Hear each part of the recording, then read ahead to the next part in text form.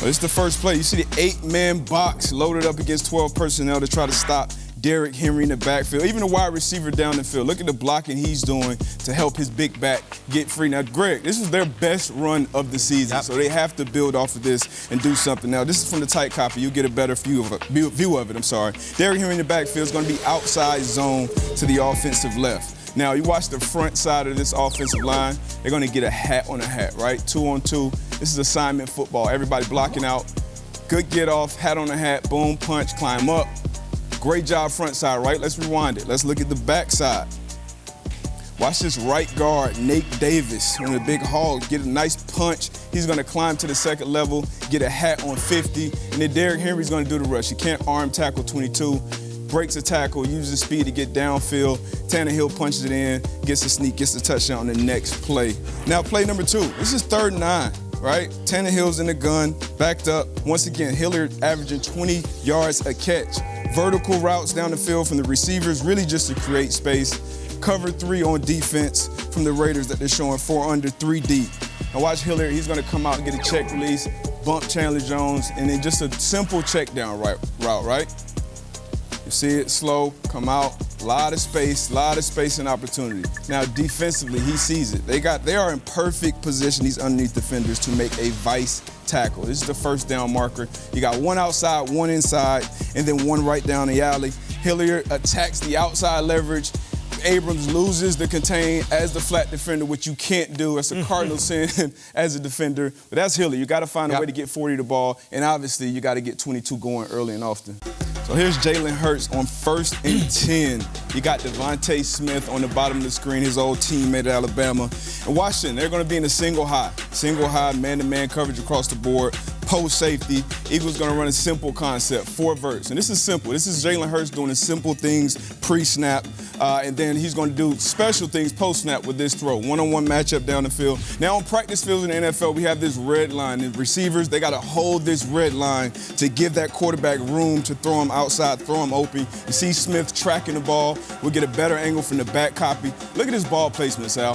He couldn't go down there, run down there, and hand him this ball any better. This is bucket.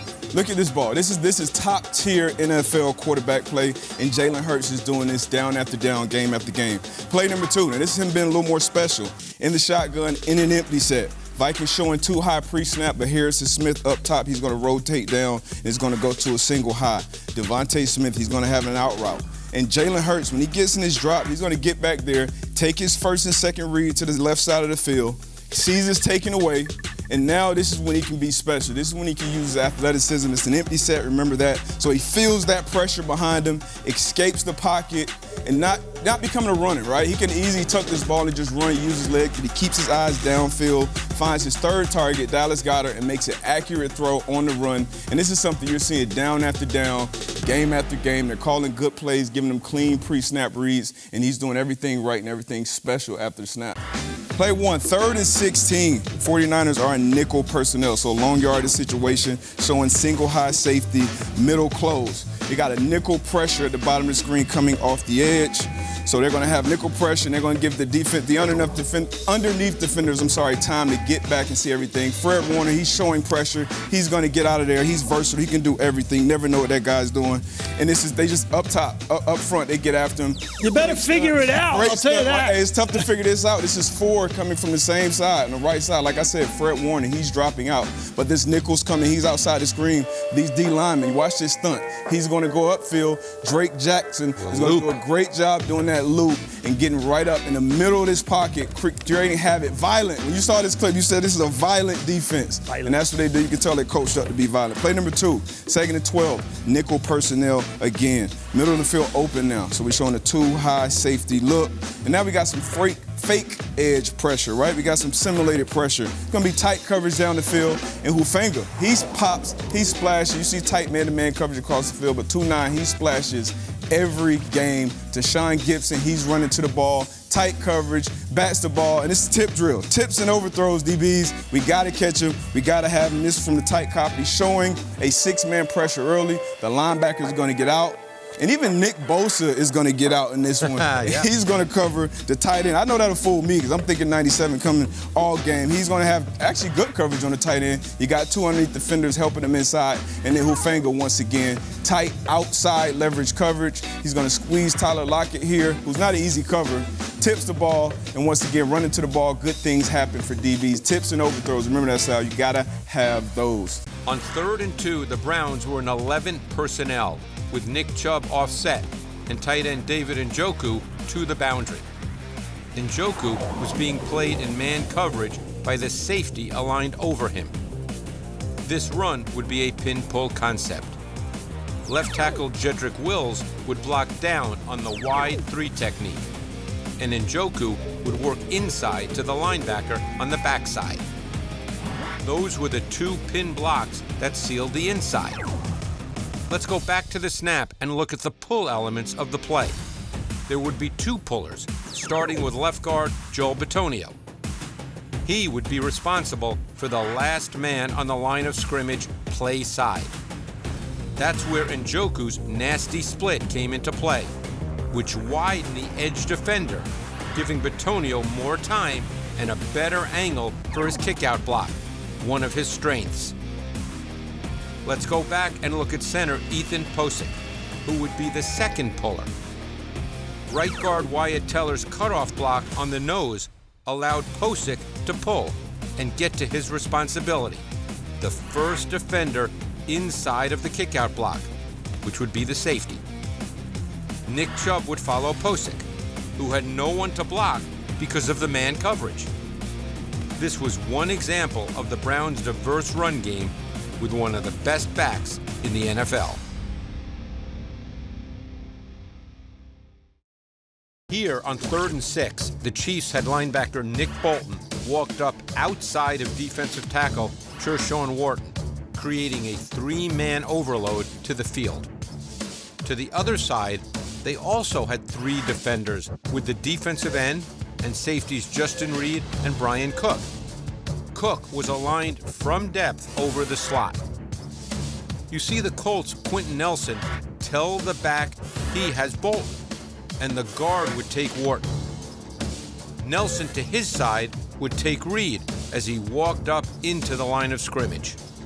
The protection was now set. Wharton would not be part of the pass rush and would drop out. The Chiefs got the matchup they wanted. Bolton on the back, crossing the formation, with the guard unable to help. The overload did not come from the field, but would come from the boundary. Frank Clark would speed rush the tackle to the outside. Reed would rush into the A-gap, bringing the guard inside, and the back crossing the formation. Let's change the shot so we can go back and look at Cook. Remember, he was the slot safety off the ball and was not counted in the protection. Cook would be the blitzer and come clean. There was nobody to block him in this well-schemed boundary overload concept. You're going to see the Packers here in 12 personnel with the tight end DeGuara and Jones in the backfield and the second tight end Lewis in a wing position. Now Lewis and the left tackle will man block on the outside linebacker and the defensive end play side.